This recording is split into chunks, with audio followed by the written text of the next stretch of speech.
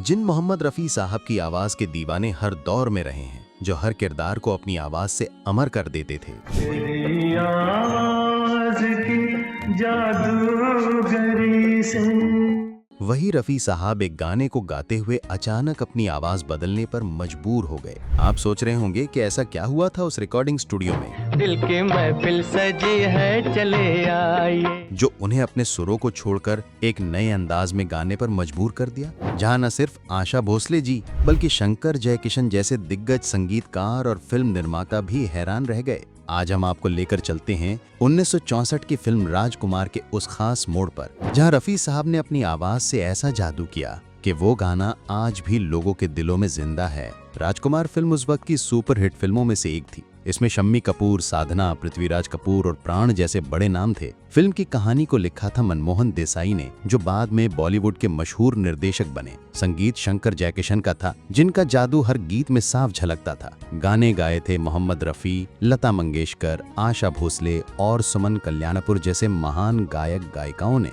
लेकिन इस फिल्म का एक गाना था जो बाकी सबसे बिल्कुल अलग था, खास था, और आज भी जब लोग उस गीत को सुनते हैं तो उनकी नजरों के सामने वही जादुई पल वापस आ जाता है। फिल्म के गानों की रिकॉर्डिंग शुरू हुई और धीरे धीरे राजकुमार का संगीत अपनी जान पकड़ने लगा। तुमने पुकारा और हम चले आए।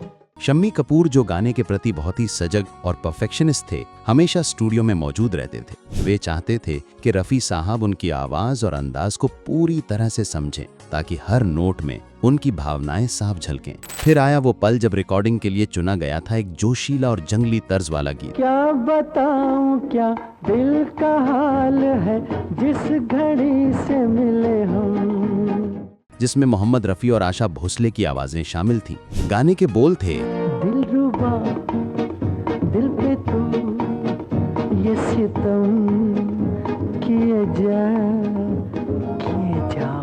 जिसमें रात के कबीले के लोग खुशी और जश्न में डूबे हुए थे और साधना जी कबीले के पारंपरिक लिबास में अपने दिलकश अंदाज से सबका दिल जीत रही थी। जब गाना शुरू हुआ तो रफ़ी साहब की आवाज में एक अलग ही दम था। हम भी तो आग में जलते रहे, प्यार के शोलों पे चलते रहे। उनके सुरों में जोश था, जज्बा था और एक गहरे दर्द की चमक भी। शंकर जयकिशन की संगीतबद्धता ने इस गीत को एक नई ऊंचाई दी थी। गाने में इस्तेमाल किए गए इंस्ट्रूमेंट्स और उनके प्रयोग उस समय बिल्कुल नए थे। इन्हें सुनकर पता चलता था कि संगीतकार इस गीत को कुछ खास बनाने की पूरी कोशिश कर रहे थे। लेकिन फिर क्या हुआ जो सबको हक्का बक्का कर गया। जब रफ़ी साहब आखिरी लाइन पर पहुंचे, उन्होंने अचानक अपनी आवाज का रंग पूरी तरह से बदल दिया।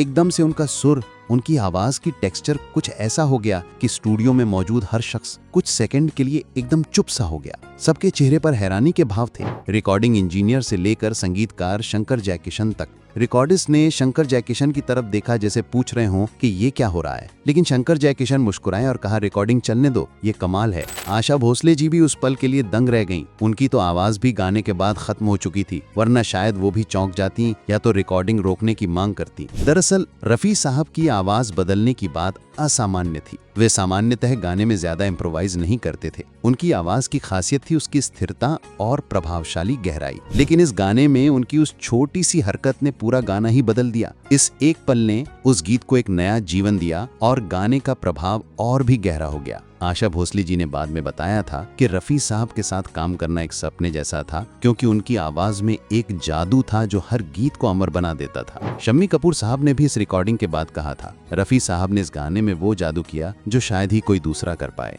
उनके सुरों में इतनी ताकत और भावना थी कि हर कोई बस सुनता रह गया। और ऐसा ही हुआ। गाना रिलीज होते ही सुपरहिट हो गया। लोग आज भी इस गीत को सुनकर उस जादू को महसूस करते हैं। दिलरुबा दिल पे तू ये सितम किए जा।